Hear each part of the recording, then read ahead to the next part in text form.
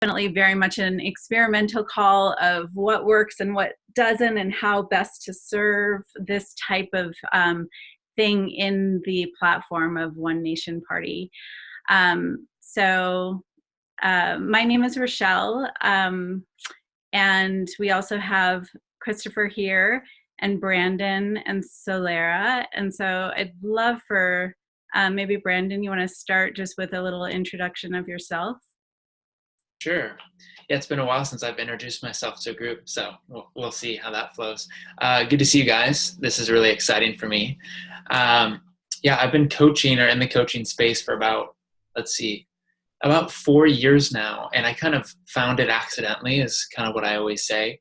I was in the network marketing industry for 3 years, and I was full-time, and I reached a point where my life was so out of whack. I was using steroids, I was partying all the time, but at the same time, I was in my room meditating and learning about spirituality, and I had this extreme kind of polarity in my life. And I reached this point where there was more pain with staying the same than there was to change, right? That cliche.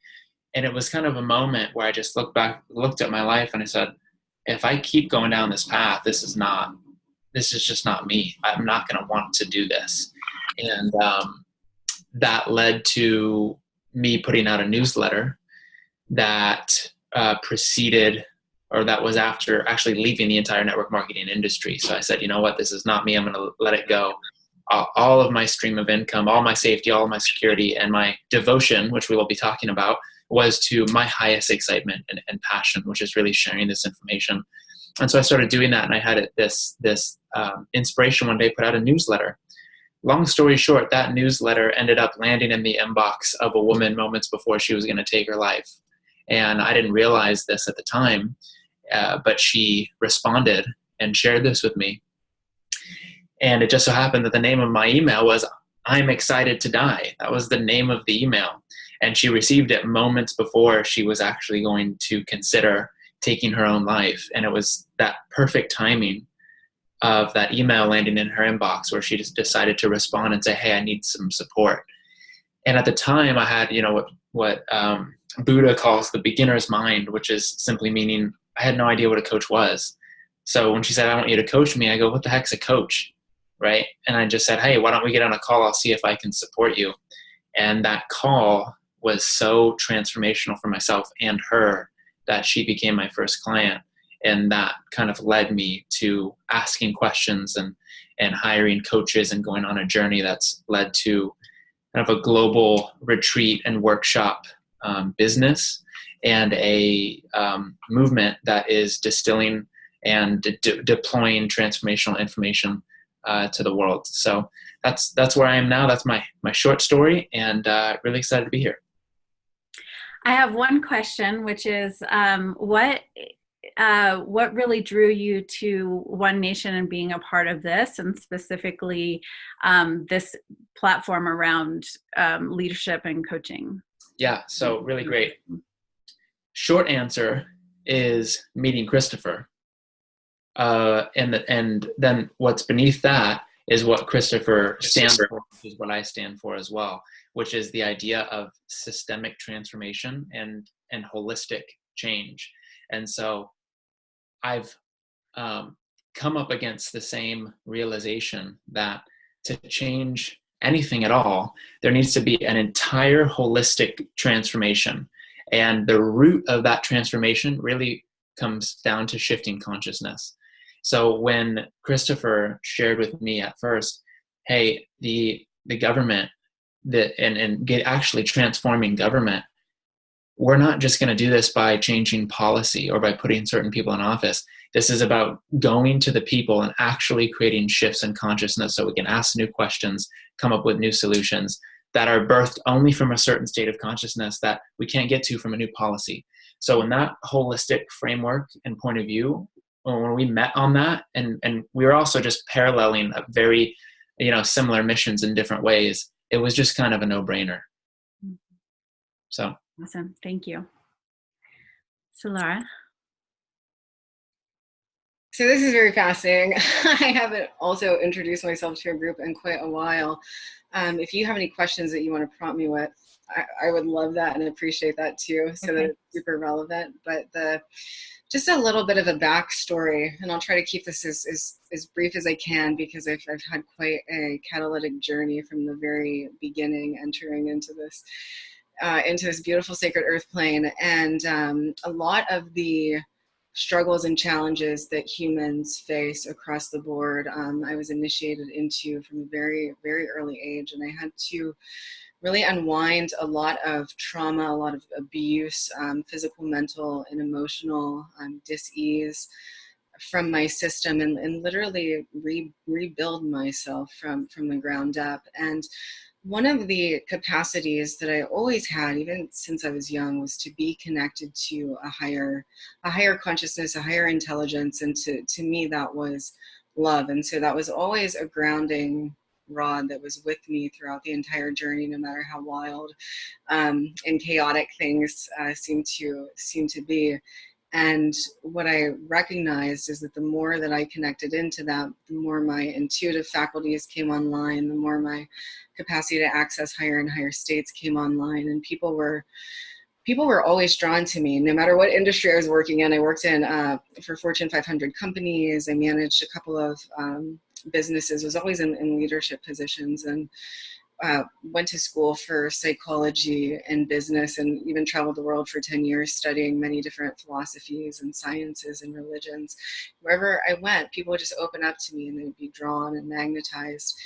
And what I recognized later was it was just that energetic that I believe connects and unites us all, that they were being drawn to, and it just happened to be emanating through me. And so I began the transition in creating a business to just bring this wisdom and these teachings forward to support people in whatever way that I can. As Brandon mentioned, something very integral and holistic and deep that provides lasting, very sustainable, but also extraordinarily expansive and liberating change into people's lives, into their worlds, into their hearts, so that we can truly live our paradise from the inside out. So that would be the summation of it. Awesome. Yeah. And do you want to say anything about your connection to One Nation and specifically doing this type of work with the platform? Yeah, yes. Just so much love for Christopher and Sophia. I was greatly blessed and honored to live with them for several months this past summer.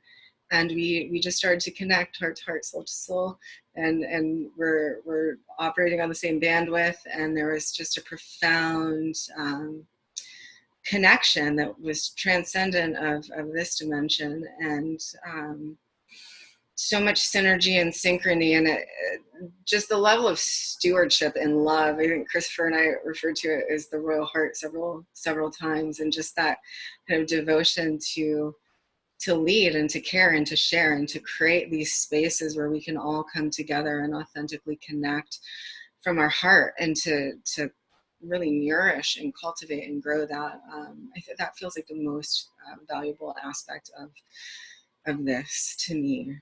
And I'm very thankful to be participating and here with all of you. Mm-hmm. Awesome. Thank you. Yeah, I mean, as probably most of us have been on just this very, very deep journey of exploration and various different kinds of. I mean, I come from various different businesses and things throughout my life, and you know, the common themes that I kept seeing, it was like I always had some kind of body related, business related, consciousness related, connection related. Like the themes just kept following me through all of the different work that I did. And I feel like at this point in my life, the last 2 years has really been about integration of all of these different things of, you know, between working with body stuff and sexuality and connection, relationship oriented things, and even the health and nutrition. I was for a while, I did nutrition coaching as well as teaching yoga, and I was a body worker for the first, in my 20s.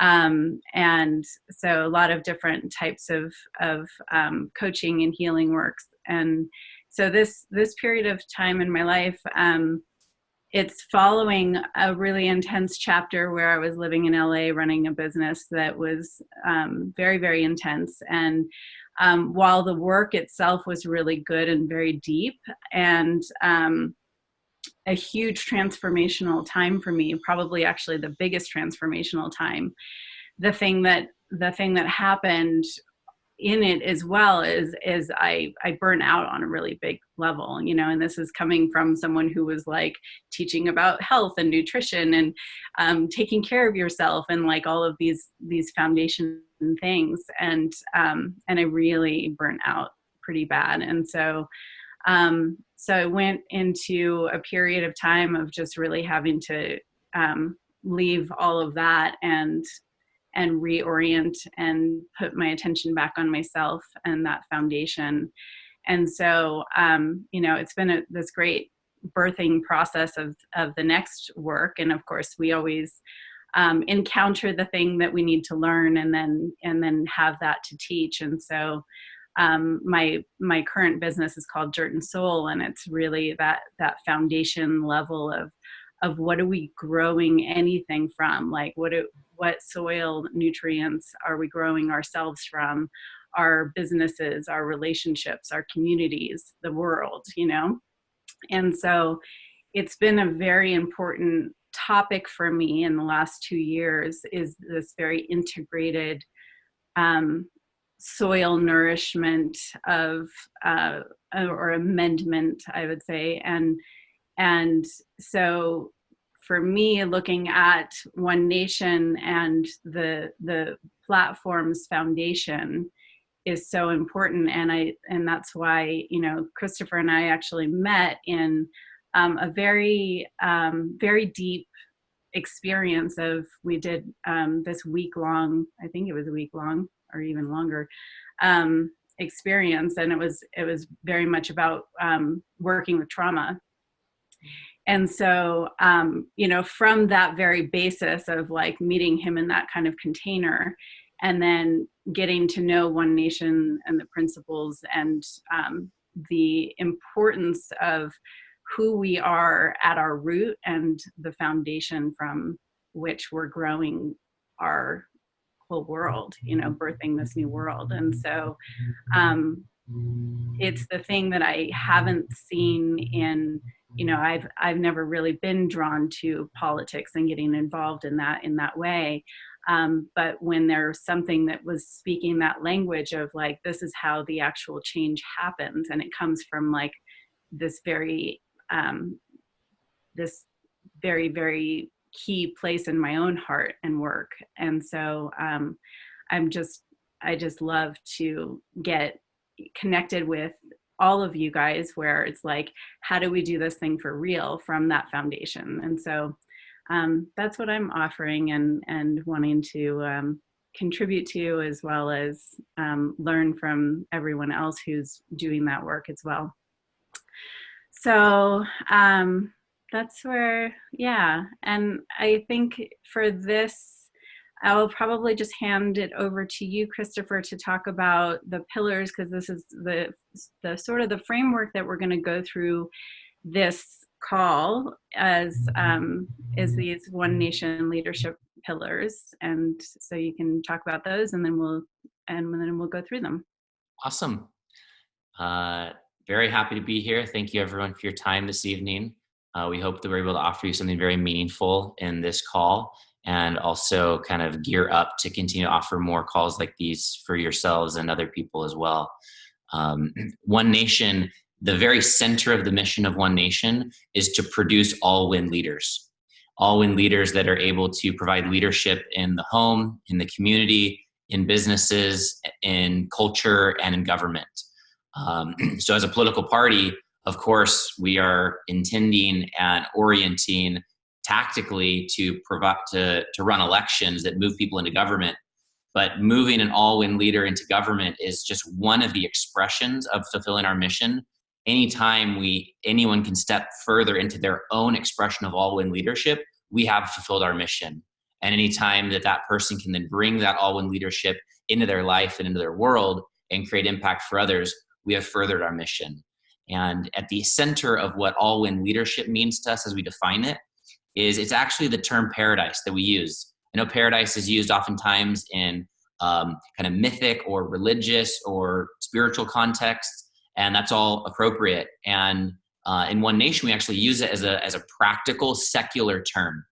And basically every time that we can create an instance where we can provide our leadership, and everybody that we're able to interact with or influence can leave that experience feeling as though that was a win for them, and that they didn't have to like compromise, or they didn't get judged or beaten down or dominated against. When we can create a context where everyone that's participating can feel like a win, that's what we call paradise. And it's just this blossoming of paradise every time we can bring our leadership forward to help ourselves and those that we're able to interact with win. And the zenith culminatory expression of that is providing leadership to our cities, our states, our nations, and the world to create, extend our ability to offer that all-win paradise to more and more people that we interact with. But as we gear up to provide that level of leadership in the world, we need to practice in our own lives. And I really loved what Solara said. I think it's a line that we'll kind of use going forward, which is living and creating paradise from the inside out. And if we want to create a world that works for all, if we want to be able to help to navigate the systemic transformation that is ours to navigate, we've got to find that ability to live our own experience of paradise, so that we can extend that and we can fill up our own cup and then help to fill up other people from their full cup. So this coaching opportunity that we're going to do ongoing, I hope, is designed to help you to feel more connected to what it means to live the embodied experience of an all-win leader, and know the framework around how to constantly kind of navigate back to that sweet spot. And so we've taken, a fairly complex domain of personal development and leadership development and brought it into the 4 pillars, which makes it simple to be able to come back to it and to kind of get yourself back on the horse of your own all-win leadership, you might say. And the first pillar is know yourself. And this is a reference to every aspect of self-awareness. So knowing yourself as the meditator that's able to observe your internal process, knowing yourself as somebody, as being able to recognize your own emotional state, recognize if you might be operating from a place of trauma or contraction. Also know yourself as it pertains to knowing your greatness, knowing your skills, knowing your genius, knowing your potential, knowing your passions. And so we got some, where's that coming from? Do you guys hear that? Yeah, I do. It's either you or me, but I don't see it. It might be, yeah, it sounds like a phone call coming in. Michelle for a second. Wow. Sorry, guys. I'm not familiar with what's happening. Oh, here we go. Great. All right. I am back. That was a Facebook call, which I don't get very many of those, so I wasn't really familiar with what was going on. Okay. So know yourself really becomes this kind of foundational element. And then once we have that piece in place in any given moment, then we can go to the next step. And the next step is to be able to know each other, right? And you can't really get clear on knowing each other, integrating with each other until you are centered within yourself. But once you do that, then you have the ability to actually now turn on things like empathy, turn on your communication skills, turn on your relationship skills, turn on your intimacy. So you can actually connect to and get inside of the world of another person and see the world from another person's perspective. And if you're familiar with the integral psychology model at all, then the framework hinges upon once you're able to actually step out of your perspective and see the world from another person's perspective, you undergo massive maturation and cognitive development. And so it's a huge step of our process of maturing, is to be able to step outside of our own perspective and be able to see the world from other people's perspective. So that's number 2, know each other. And then number 3 is to know the world. And this is where things like reason and rationale come online. Come on. I'm so sorry, guys. This is ignore. It's not going to work, bud. All right. You can mute your notifications, I think, too. Or Yeah. I'm just going to send a quick text message. Sorry, guys. It's a little bit annoying. I think someone's going to keep trying to call me.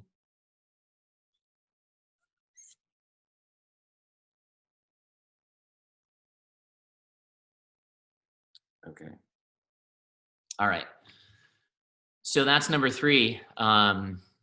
Know the world. So that's when rationale comes online, scientific inquiry comes online, really getting connected to reality more deeply. That's where ontology, our relationship to our own understanding of reality, comes online.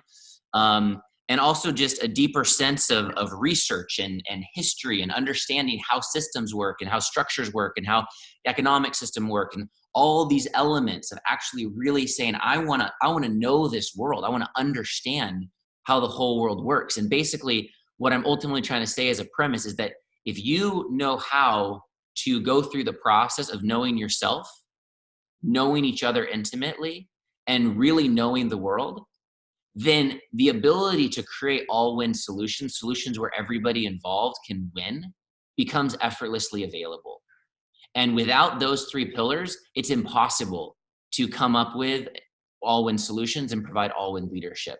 Because in the process of connecting to yourself, each other, and the world, you get certain insights that you'll never get if you are simply trying to dominate another person, or if you're in a win-lose situation, or if it's us versus them, or if you're judging somebody else. You can't really get inside their world. You can't really understand what really matters to them. And you don't understand what really matters to them. You don't have the creativity available to be able to offer something unique that can take the conversation in a new direction. And if you haven't done your own due diligence to understand the world and how the world works and how we got to this point in time, then you're going to be limited on a toolbox of knowing what's possible and how you can create those solutions. So I'm going to turn the time over to our coaches, but it was really a pleasure to be able to kick this off by kind of restating those 4 pillars. And the goal on this series is that we just kind of bring in some of the core teachings of some of these coaches to be able to help us to unlock some core layers around developing greater self-awareness, developing greater connection with other people, developing a greater connection to the world, and ultimately a greater connection to our own generativeness, our purpose, our dharma, our passion of being able to create a better world through bringing forward all-in solutions. awesome. Thank you. So good. And we do have time and everything for this to be engaging and interactive. And so if there are any questions at any point, you guys can also just wave your hand and unmute yourself, and we can go deeper into anything that comes up. And so we'll start with know yourself. And do you mind if I jump in and make a suggestion? Sure. I would love to invite everybody to just jump into the chat box for a second. You can just open it by clicking the little chat icon at the bottom. And if you could just type in real quick and share with us what motivated you to be here. That way we can just kind of get a little bit of a sense, and maybe you just use that as a jump off point. Awesome. Okay, well, while you guys are doing that, we started with, so there's so many different ways that we could look at knowing yourself. I mean, it's a really infinite topic. You can go your entire life and still be in this question and looking at knowing yourself. And we started with actually looking at devotion, because it's such a, being really connected to what you're devoted to can give you such a compass in your life. And so, and it's something that oftentimes we can be very disconnected from. and and kind of be flip-flopping around into all these different domains of like what are your interests and things like that, but to really take a deeper look at what this what your life is devoted to is just a very profound being with. And so one of the things that when I've done this inquiry, one of the things that I've actually looked at and was um, just an important thing for me to notice, as far as be getting some clues as to what this thing inside of me is what breaks my heart. And so, you know, looking around and feeling like what hits that spot that just like, oh, you see that in the world and it just like crushes you, you know, or like in a relationship or whatever the things are. And so and that can give you some kind of a clue as to like, what are you really passionate about? What do you care about? And what from that potentially is your devotion. And for me, the thing that has really gotten me was just this lack of connection, like the kind of the basis that we're in right now, when I feel the world and how easy it is for people to be judgmental and cruel, and like a lot of things happen from this place of disconnection. And, you know, underneath that there's trauma, of course. And so so there's a piece of me that is very devoted to healing trauma and healing connection. And that continually is a place that I am looking at my compass and how I navigate where I spend my energy and my time and my put care into and learn more about, to help bridge this thing in me that has a calling to make a difference in the planet around connection. So I feel like I haven't read the chats yet. And so what I'm going to have you guys do is actually just take a couple minutes, and you can start maybe with like 1 minute just sitting and really being in reflection around that. And then if you want to write something down, or if you have your phone, you could put it in a note or something like that, and just look at that. You know, those two questions really is like, what breaks your heart and what are you devoted to? And maybe something new, or maybe it's something that is just like, you just know this already, but just being with that question for the next couple minutes.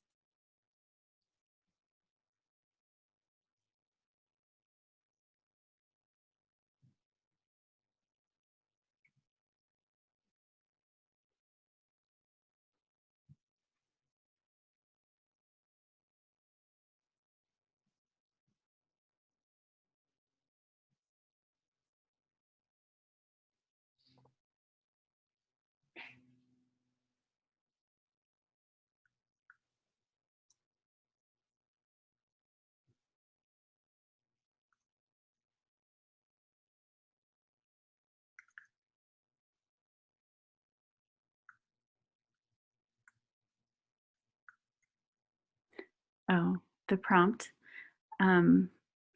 So you're sitting with, what is your devotion? You can look at like what breaks your heart as a clue, but otherwise it's just like really sitting with, what are you devoted to?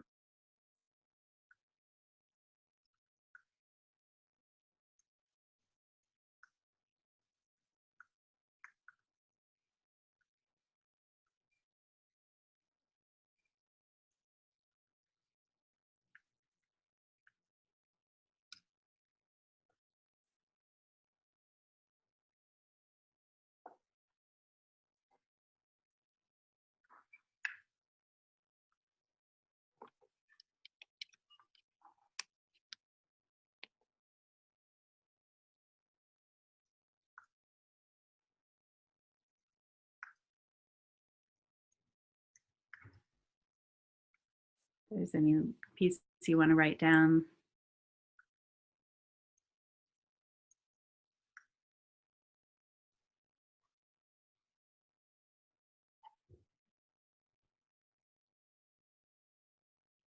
Does anyone have anything they want to share? Maybe just in a quick minute of what potentially came up for you, maybe something new or anything.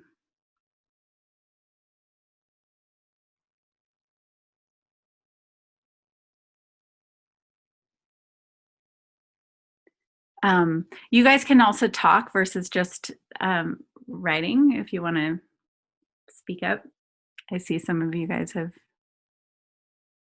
oh, I love your shares here too.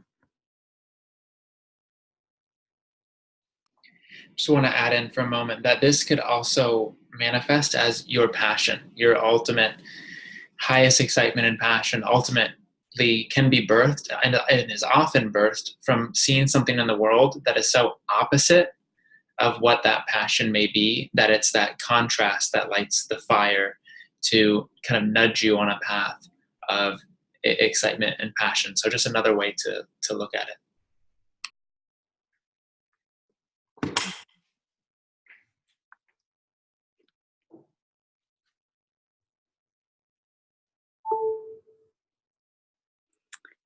Any brave souls want to say anything? I'm happy to share.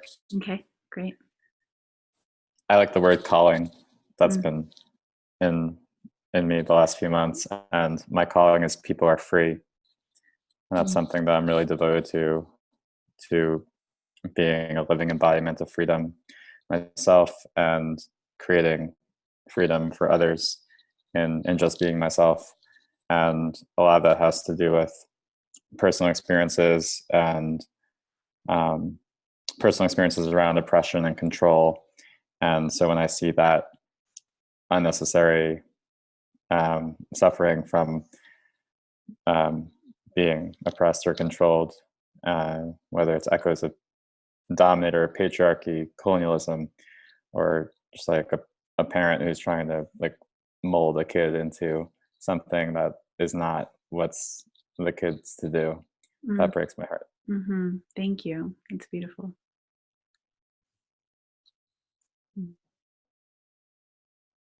Anyone else? I would love to share. Sure.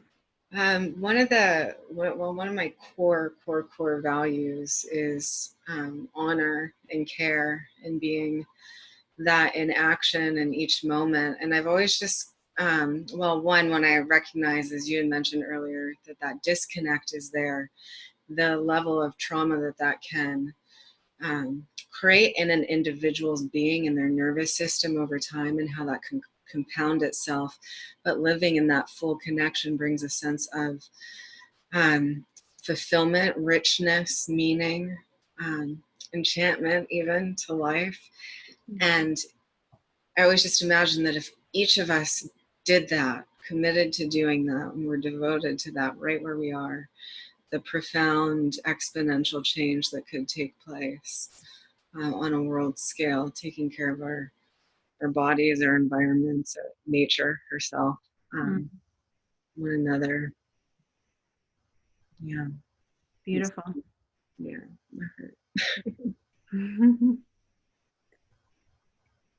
All right. Well, that's the first one. Do you want to, is it Brandon? Well, so Lindsay, you had a question here. Oh, sorry. Yeah, let's ignore that. Do you have any? So I'm having trouble zeroing in on something. Do you have any tips? Oh. I do have an example of something that I find really sad, but I'm having trouble distilling that down. What is very sad to you? And you Hi. can there you go. They're just okay. I heard a story of somebody in like a barber shop, and the child who was there cut their hair like all off. And so the mom was kind of shaming the child. And I think the kid had like been really excited about their hairdo that they created. So that was what came to mind. Something about, I guess, just like shooting people down. But I don't know how to distill it further. Okay. So what do you, when do you feel most alive? What excites you? Like, what sort of creative outlets do you have? Performing, like art. Performing, art, this sort of thing. So Yeah. can you use your imagination? And this is just key for Teaching. teaching. Yeah. So I believe our imagination is keyed into our unique essence as a person, which is what people that are experiencing maybe oppression, rejection, judgment, whatever it may need, there's certain people that can only be unlocked in a way by your expression of inspiration and excitement and creativity, that they could hear the words from me, but because it's not coming from you in the way that to you and your imagination says, this is the most inspiring, passionate way I can imagine expressing myself, because it's coming through you, they can actually hear it. And so can you be imaginative enough to say, well, if I love performing and teaching and these sort of things, in what way could I teach about the archetype, the concept, the idea of someone being rejected for being themselves, for their expression of creativity, right? So that's just something that you could sit with and start imagining. There's no right or wrong. There's just what feels exciting now, and let me do that and see where it goes. And very quickly, they say, a lot of times we think, I need to be clear before I do. And it's actually the opposite. We just start to do, and then we become clear. And so if that process can give you at least a next step, you'll just start getting more and more clear. And it will always change, right? Does that help? I like that. Yeah. Cool. Oh, I like that. Thank you. Yeah, you're welcome. So cool. Rochelle, thank you. Mm-hmm. So we're transitioning into pillar 2. And pillar 2 is know each other. Now, I like to, the ancient Essenes had this philosophy, and it was called the 7 Essene mirrors. And it was 7 ways that relationships, other people, reflect back to us aspects of ourselves. And the Essene culture, I believe, was around over 5,000 years ago. And they were talking about how one of the primary purposes of all relationship is reflection, to reflect back to us who we are, to reflect back to us who we're not. And they broke that down into 7 different ways. I'm not going to break it down into 7 different ways on this call, but there are 3 primary ways to really create a positive perspective and context within relationship. And one of those is, first of all, defining relationship. What is a relationship? What's the purpose of relationship? And so a definition that I'll offer that works for me is a relationship is 2 or more people that are helping each other become more of themselves, become more of who they really are. And the means at which they do that is through reflection, reflecting back, sometimes inspiration, reflecting back, sometimes things that are triggering, things that are upsetting, and this sort of idea.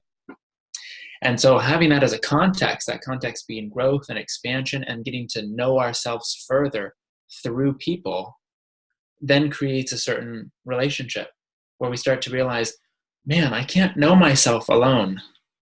I really need other people to really understand myself. One of my favorite quotes says something, if you think you can know thyself by just being with yourself, I don't know how the rest goes, but that doesn't really work. That it's a lot more supportive to have constant reflection and perspective to really understand who you are. So I'm just going to name 3 ways, and I'm going to give you guys a brief experience of seeing the reflection that is occurring right now. Because the beauty is everyone in our lives are constantly sending us messages that we need to hear. Whether or not we hear them, well, that's up to us. But the answers are always right in front of us. And it just so happens that one of the most abundant life forms on the planet is humans. And they're all around us. And so it is a path of least resistance to really give us messages or insights or reflections that we need. So I'm going to offer 3 types of reflection that our relationships are constantly giving us. Number 1, you can just say this is a type of relationship. Number 1 is a transactional relationship. And these are people that it's kind of a very temporary experience. It could be someone at a coffee shop who's the barista. It could be you're walking in Times Square and you're walking past a lot of people. And everyone in your experience at that point, the role that they're playing is to, in a sense, co-create that experience with you in a way that's not directly specific to, giving you a message you need to hear or supporting you along your way, but they're just co-creating an experience with you. Also, you could think of that as like sitting in traffic. Sometimes sitting in your car and being around, all these people in traffic, you might think, man, we're all agreeing to be here in traffic for some reason. And there's something here for me to learn. And there might be something for you to learn. It also might just be the convenience of the systems that we've created, and we don't need to overthink why this is happening. What's the reflection and all this? So that's kind of like the convenient, I'm just here to help things progress, and people got to build the cars. People are going to serve your food and that sort of idea. So that's more transactional. The second one is people will reflect back to you something that you need to know. And usually this comes in the form, not always, but usually this comes in the form of reflecting back to us something that we're holding on to that doesn't serve us. And so that's going to be some sort of negative belief about the self that is usually expressed as us being triggered at someone else, being angry at someone else, judging someone else. And in that moment, they're actually angels. They're messengers that are saying, hey, whatever you see in me, you're actually seeing in yourself. And I'm here to support you in liberating yourself from that. But we often just think, man, life would be so much easier if this person, stopped resisting my leadership journey, my spiritual path, whatever it may be. And, upstairs in spirit, whatever you want to call it, that they're saying, oh man, this is a perfect setup. Like this is exactly what this person needs to grow. Right. And so that's typically referred to as a trigger. And triggers are always going to point back to trauma that we may have experienced, to beliefs that are unconscious, that we now have the opportunity to make conscious, to evaluate and decide whether or not we want to choose it moving forward. And that's going to be a way that we can use a negative or uncomfortable situation in a positive way. The third one is someone, in a sense, catalyzing a process or putting something into motion. It's like when I met Christopher for the first time, we spoke for about an hour in a restaurant filled with people, and not at, our inside library voices. We were really excited to meet. And he's telling me about everything he's doing. Oh man, this is how we can collaborate. We're putting things in motion together. There was something there that I needed to continue in my path of highest excitement, passion, and devotion, and vice versa. Right? And so there's the people that come, and it might just be someone that comes into your life and they say something. It might be on this call, you hearing something that we say, you go, that is going to allow me to make new choices in the direction of my inspiration and what I'm committed to and what I'm passionate about. That's another example. And so if you'd like to experience the mirror for yourself, let's focus on mirror 2, right? Being, as this is a leadership development call, my philosophy is everyone's leadership ability already exists as their natural expression of who they are. It's just about letting go of what's in the way of that being allowed to express. And so if we focus on number 2, you're going to start pinning in on some things that might be in the way of that full expression of leadership. And so I usually do this with 7 different relationships, but I'm just going to give you guys a micro experience. So take a moment and think of someone very significant in your life. Don't overthink. If it's the first person whoever is the first person to come to mind is usually it. So think of someone very significant in your life. And just think about the last 7 days. And think, in the last 7 days, was there something that this person did or said that upset me, that triggered me? Did everybody think of that specific of a significant person? Finger up if you got your significant person in mind. Great. Now we got that frame. Nice. So yeah, once you have that person, go, man, these last 7 days, was there something that something that this person did or said that upset me, that angered me, that frustrated me, that triggered me? And then write out very literally, when Johnny said this, I felt this. When, Susie said, you suck, I felt sucky. When I was judged, right? Write it out really literally. And just do that step first. And just identify what it was. Bring your awareness to what it was specifically. And then once you have that, just give me a thumbs up.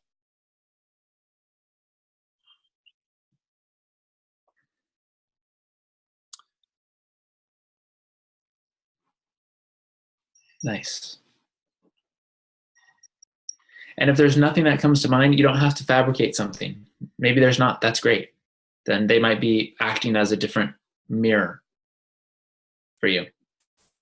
Can we, Brandon, just to play with you a little bit, can we just pull Mark in and just get what Mark's was and use that as the kind of process? Yeah, Mark, you good with that? Yeah, I was hoping there was another Mark on the line for a second. Yeah, so it wasn't what someone said. So the first person that came to my mind was my my romantic partner, and she and I are in a long distance relationship, and she's currently in Africa, and I've been feeling really sad, to be honest with you. We spent a couple of weeks together, and now we're three and a half weeks into not seeing each other. And what came up for me was not anything that she did or said, but it was specifically when Jenny goes away, it makes me feel alone or lonely. One or the other, they're different, but yeah. So that was an interesting reflection. I just been feeling kind of down and not able to pinpoint why, and then pulling that specific into it, it's like kind of obvious to me why. Nice. So it is obvious to you why. What would that be? Well, I feel a slight abandonment, and we live different lives, and it's one of the beautiful things about our relationship that we're able to be super independent and split apart and reconnect, and it kind of teaches us both about attachment. Yeah. But at the same time, I haven't had physical touch in 3.5 weeks, right? That's a meaningful part of the way that I communicate. So yeah. Awesome. Can I support you with this, Mark? I'd like that. Sure. Awesome. Cool. So is she doing what she loves? Yeah. Okay, great. Are you, while she's not here, doing what you love every moment that you can to the best of your ability? So I'll just say that right there is probably a no. Yeah, that's definitely no.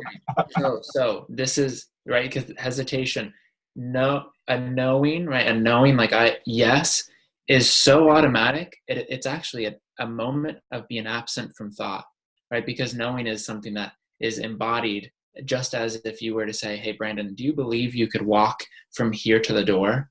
I would go, yeah. And I just do it. Go, let me think. Okay, hold on. How many muscles do I need to summon in my left leg? Okay, 387. Yes, I got it. I can do that, So here's the question. Because what actually feels like something's missing in this reflection would be when my partner is gone, I feel alone.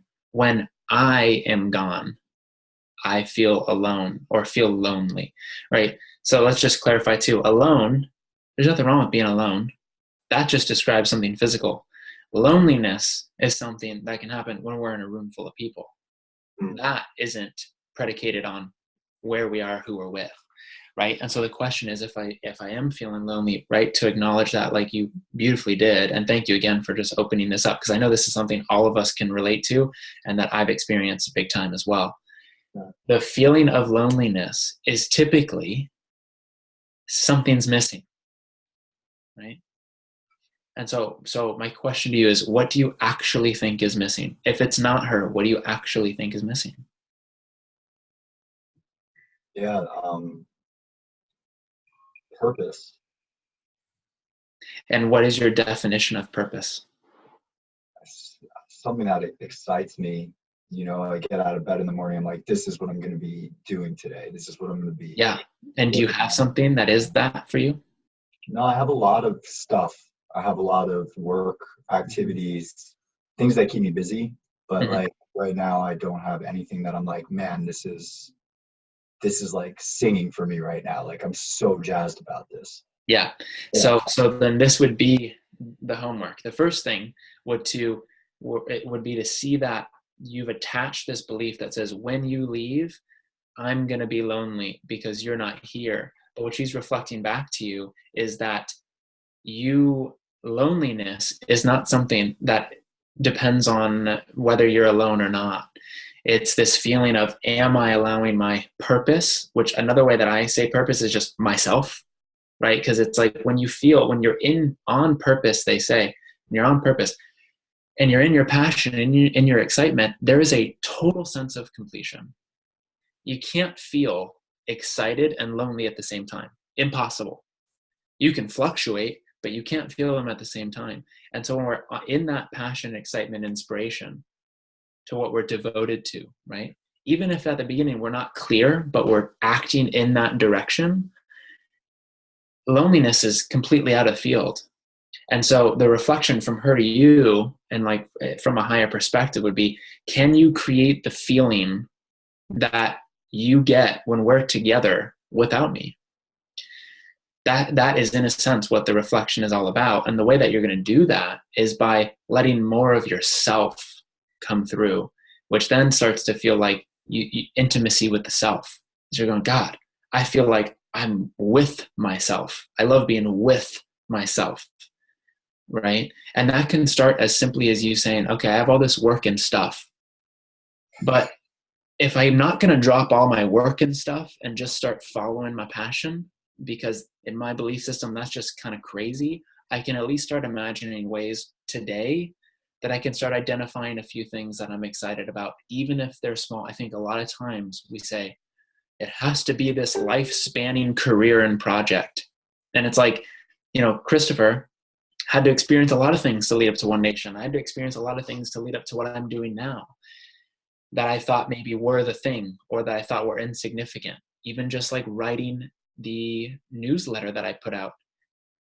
That was such a small thing in the moment. I wasn't even a coach. I had no income coming in. And this feels inspiring. I'm just going to do it. Let's see what happens. I have no insistence. I have no expectation of where this is going to go or what's going to happen. But it's my truth. It's my authentic inspiration in this moment, which led to another, into another, into another. And a momentum starts to build.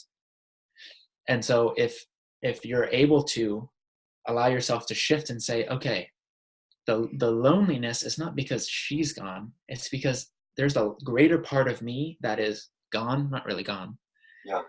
And now I'm creating for myself an experience of being myself more fully.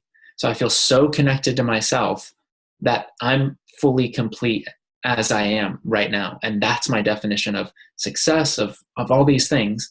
And then you bring that to the relationship, that's a pretty big deal. And that to the world, that's all a pretty big deal. So even just sitting with your imagination and asking, what are some of the things that excite me, without judging that they have to be something spectacular, some 10-year plan, but just the next step, even one or two steps in that direction, you'll start feeling the lift in energy, like, oh, wow, I'm having a lot of fun. Oh, time's flying by. Okay, cool. I don't feel lonely, even though I'm alone. Oh, how cool is this? Right? And at that stage, you'll actually be able to develop appreciation for her leaving. You'll be like, I see this. this training 101 that I'm giving myself. Okay, she's gonna do it, and this is the setup. Okay, it's all for me, right? Thank you. You feel that? Yeah, I do. Cool. You feel lighter? Yeah. Yeah. You look lighter. That was great. Yeah, thank you for sharing. Who can relate to that?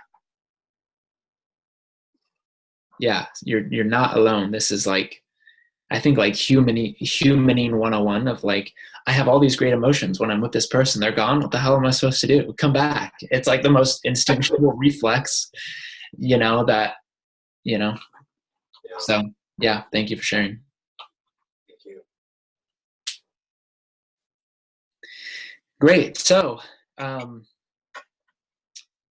think that's about it for me. Any other questions before we pass to Solara? If there's anything else, any other inspiration, curiosity, comments while we're here? Lindsay, I saw you check in with your higher self there and almost get something. Nothing? I was just saying thank you. Oh, okay. I was like, is there anything else? No, thank you. All right. Okay, great. So just to close the loop with the reflection piece, did you see how, and this is for everyone, what you write about another, if you change the name of that person and you put yourself there, you may be witnessing a one-to-one reflection. It's not always one-to-one. Sometimes people are upset and it has nothing to do with you. But if you're triggered, if there's something there, it probably does have something to do with you. And so just by changing the name, I get frustrated when this person judges me. I get frustrated when I judge myself. Well, then you have a line to go down and say, wow, why am I judging myself and why? And that's one way to start using relationships to self-reflect. And then you realize it has nothing to do with them. And they're actually doing me a service by bringing this to my attention. Because as soon as I let this go, I take my power back from it and I'm right on my way again. Thank you for that gift of giving me my power back. So let's jump in the chat box for a second. And let's, Mark had the perfect, he kind of landed the frame perfectly. When my girlfriend goes away, I feel lonely. So thanks for holding that so clearly, that pattern.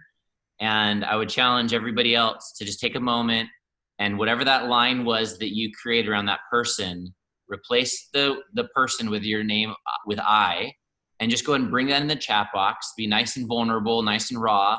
And let's just kind of integrate this last piece by at least having one or two additional shares come through on the chat box.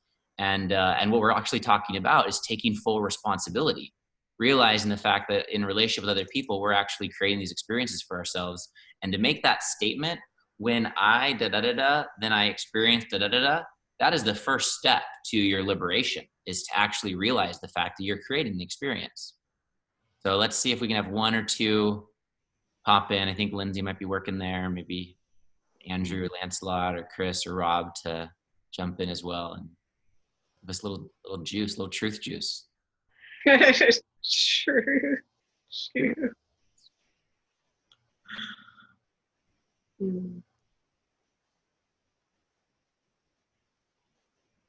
And what are we going to zero into next? So I'll just read this. Andrew brought forward, when I judge myself, I feel shame and anger. You know, can relate? Right? And so we see that these pillars are obviously fully integrated, and a technical term is interpenetrating. So as we know ourselves better, that creates insights, helps us know ourselves better.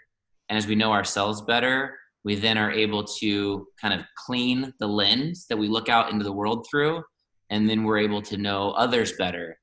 And all of that tees us up to be able to know the world better, because we're full, we can be full of these biases, these lenses, these judgments that we have around what's right or wrong with the world. And the idea of something being right or wrong is itself as a judgment. And so that's the kind of tee up for you, Solara, if you want to pick up that baton and run with it, is we're moving into know the world. And how can we, and I know you have a scientific background, and there's a lot of ways to have biases or have assumptions, which basically just give us like a false premise by which we're operating on, which then totally undermines our power, because how can we be operating if we're not actually rooted into a deeper connection with reality as it is? So can you crack us open a little bit, Solara, on some of your know the world codes? Know the world codes, know the infinite galactic landscape codes. So this is a really fascinating question, and what I would love to, just if everybody wants to drop into this within their own being, if we all just want to close our eyes and maybe put our hand over our heart and our solar plexus and just open into your visionary space, and for a moment just feel into, when I connect to my soul, my essence, myself, my devotion, what do I see in my vision? What do I feel? What does that look like? What is the quintessential truth of my nature, my being, my consciousness, my potential?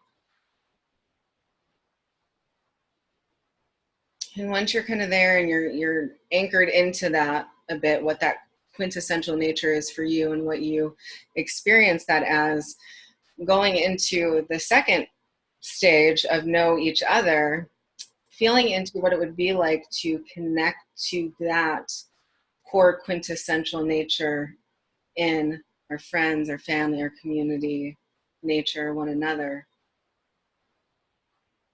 And almost really just cut to the core of what's underneath a lot of the other patterns and things that we experience on a regular basis within ourselves and in life, those filters, as Christopher was mentioning. And then from that point, seeing if we can extend our vision out even wider into a quantum unified field, a greater network of beingness, potentially even an avatar that mirrors a lot of the processes and functionality that are going on inside of our own body, our own being, our own mind, our own nature, and seeing that we're a part of something so much more grand, and how all of those different dimensions of self interconnect to one another. And as each of us has a beautiful ecosystem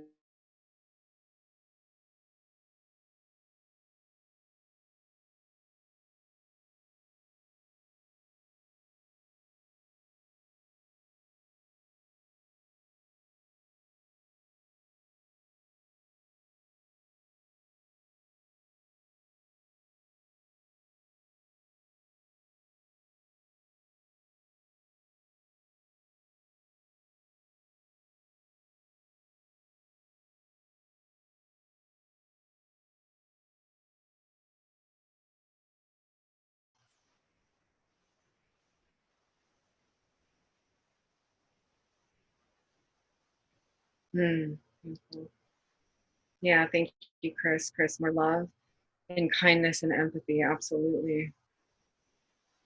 Mm-hmm.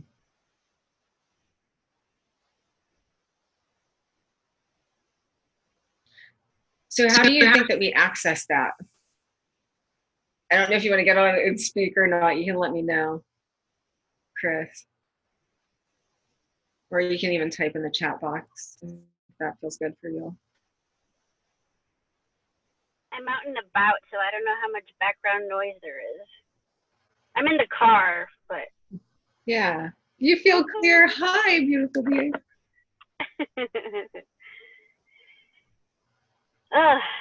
What was the question again? How do we access that?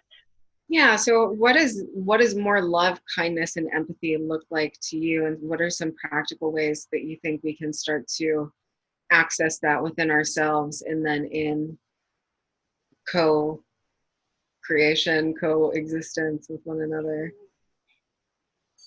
Well, for me, really, it's really taking, especially, this has come up recently, actually,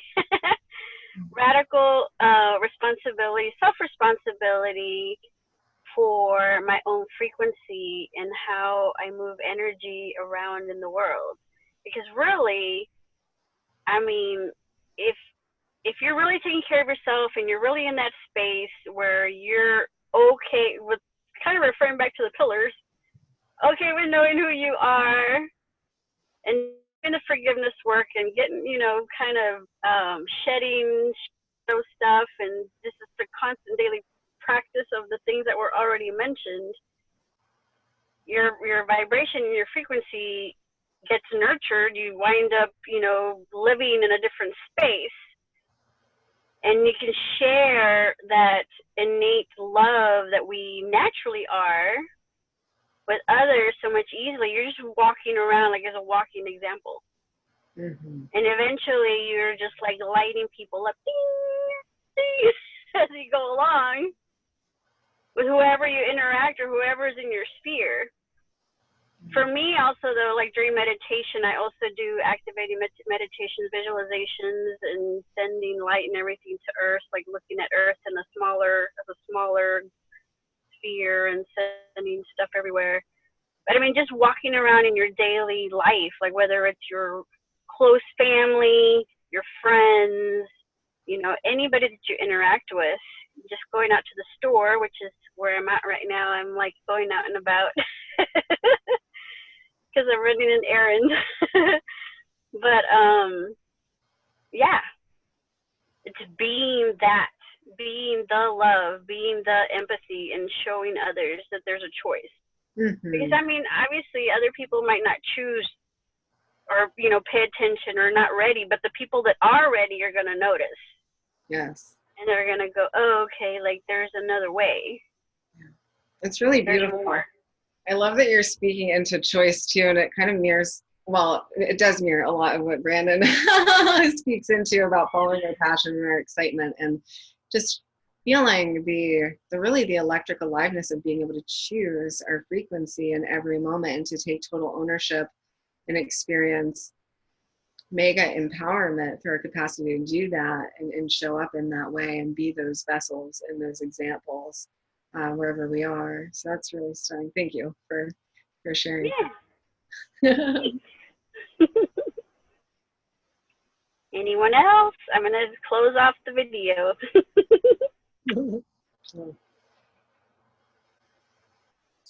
Great to see your face, Chris. Thanks for popping on for a second. Yes, thank you. Thanks for putting this together. Just getting warmed up. Mm-hmm.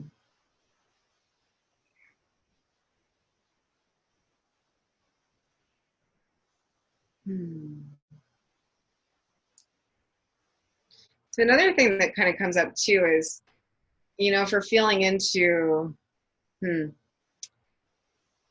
know the world. I know that once we each kind of calibrate to a certain state or a frequency or a way of being and experiencing life,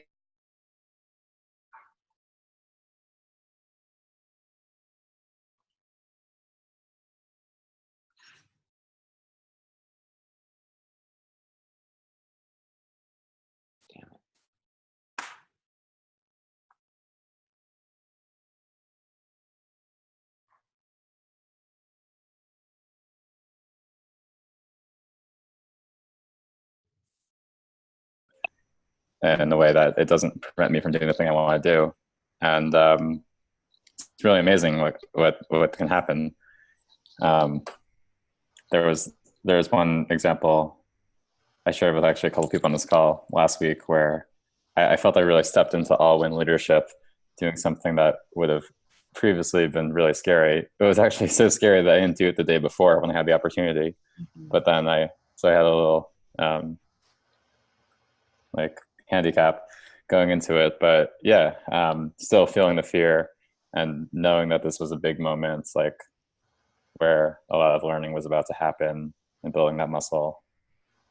Beautiful. Do you mind sharing what that was and what action you took and what action, because I can feel what came up for you when you actually did it?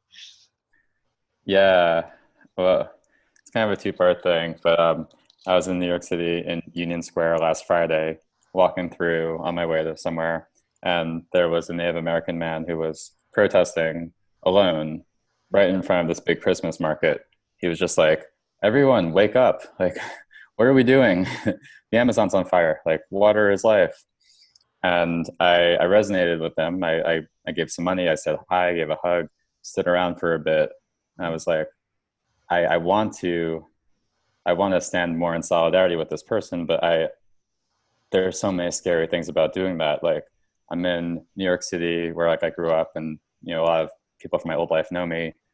I would have to use my voice to speak from my heart, project it loudly, which I don't do, saying radical things or seemingly radical things, when I was planning on doing something else, and I don't like to be interrupted or whatever. So I left because I felt a little stuck. Like, I don't know really what to do. I'd like to stand and support, but I can't. Like, it's too scary. And then that night I was reflecting on it and thinking about how, no, like that seems like I want to be that person doing that thing. So I went back the next day, and it was super edgy to go and to like basically protest with him alone, and to not just repeat the things he was saying, but to actually bring in my own thoughts and to speak loudly about how I felt and how I thought other people might be able to hear the words coming from me, who like maybe looks and feels a certain way that they wouldn't expect. And like moments before doing that, it was really, there was still the chance to walk away, and my heart's beating really fast, and I'm kind of just noticing that and breathing and feeling the fear and telling myself like, no, I'm safe, I'm okay, I'm loved. Like, just getting like knowing that it's going to be okay for me to do this thing. And then I did that thing, and it was really empowering. So much so that the Native American man got into a little argument with this. It was ridiculous. There was this older white man came by to play music, and the Native American man was like, hey, you can't be here. Like, I'm talking, I'm sending my message. And the white man was like, no, I'm here all the time. You go somewhere else. And it was like, I'm like watching like white man and indigenous man like fighting over space. And I'm just like, wait a minute. And I started walking towards them, and I guess halfway through, I'm like, oh, all wind leadership. Okay, let me approach these two beings with love, and then get a feel for like their perspectives, see where there's wiggle room. And I was actually able to create this all wind scenario, which was like, I learned that the white man was going to play Beatles music, and it wasn't going to be too loud, and it wouldn't interfere, and that what if we played songs about peace? So we start with Imagine. Imagine's a hard one to argue with. And then so they both agreed to do that, and they wound up being able to share the space, and I felt really good. That's extraordinary. Thank you. I'll win. That's great. Absolutely. And the timing of that is so exquisite too, because you had that fear and you maybe stepped back initially, you still had the courage to come back. And when you came back, there was just multifaceted benefits for everybody involved. And I really honor you for, just activating that next level of potential and speaking your truth and liberating that energy in your heart and getting to experience what it's like to be fully supported in being full expression of who you are. Thank you. Yeah, I guess I came away feeling like, oh wow, I made a huge step, and it wasn't the best I could do, but in the future I'll be much better prepared to do that, and I'll just keep exercising this muscle, and then other people can learn from that too. And I even shouted out like an all win for all life at some point in my protesting. So all in for all life. Yeah. Awesome. Amazing. Thank you. Well, we have just a few minutes left. I would love for Christopher to wrap us up if everyone's complete where we're at. I just want to mention one thing, Andrew. That was such an epic story. Thank you for sharing that. What you did is you found two people that were in conflict And the definition of conflict that I work with is two people that feel like their needs aren't being met, but then found the common ground that they both want a space to share a message. And then in that common ground, there's coherence and common ground coherence. And then it's like, oh, we actually want the same thing. Do I actually need this entire space to do the thing that I want to do? And once they both realize, I don't actually need all this space, and you're not actually going to drown me out. Actually, they realized that they had everything they needed. They just existed and shared a beautiful experience. So yeah, really great. Yep. Thank you. I'm really loving this whole process and learning a lot about what this process really can be and really, I think, what it wants to be. So I'm looking forward to debriefing with our team. So I'd like to just, in the last couple minutes here, represent the fourth pillar, which is create all-win solutions. And as I said at the beginning, creating all-win solutions and creating paradise to me are synonyms as we use them as technical terms. And I feel like that was a morsel of paradise when you're able to bring those two people together, Andrew, while playing Imagine, while being able to have all that whole moment. Is like, that's paradise isn't anything more than that just happening times a billion every moment. Totally. Right? So, and it's up to our leadership to be able to bring that forward. And I think a lot of times before people have really had a long conversation on all-win and creating all-win solutions, they might think, okay, that's unrealistic. That's not practical. Actually, there has to be a winner and a loser. And I don't fault them for thinking that way. And basically our entire culture revolves around a winner and loser, right? Every movie, there's a winner and loser. Every sports game, there's a winner and a loser. Like, our world so revolves around winning and losing that it's just the water that we swim in. And the lens that is often the world that we see, the lens that we see the world through. And there's a lot that I could say about creating all-win solutions. And I'm just going to take one little piece in the next couple minutes and then wrap us up here. My wife, when I first met her, she has this like quote that I think is her original content. And she'd say, what's best for one is what's best for all. Mm-hmm. I didn't get that. I was like, I don't get it. That doesn't make any sense to me. But as I've matured and really listened to my wife more and more, I've been able to start to actually understand what she's been communicating, which is, if I say, okay, great, I'm a mugger and I'm walking down the sidewalk and I steal somebody's purse. Okay, great. I got the cash and the watch and the ring in the pawn shop, and she didn't get anything. So I won and she lost. So it's not true what's best for one is what's best for all. Well, that's not where the story ends, right? Because what you trade, if you were to victimize or perpetrate somebody in that particular way, is your dignity and your self-respect and the trajectory of your life that best positions you for your greatest creative potential and the experience of feeling love in your heart. Because you have to shut down part of your heart in order to hurt another person that way, and therefore you lose in that process. So that deeper understanding of what's truly best for one is truly best for all is something that I actually do believe is true. And how that integrates into this fourth pillar is we need to start to really get a deep sense of what is really in my best interest actually in this situation. And now we have to circle back into know myself.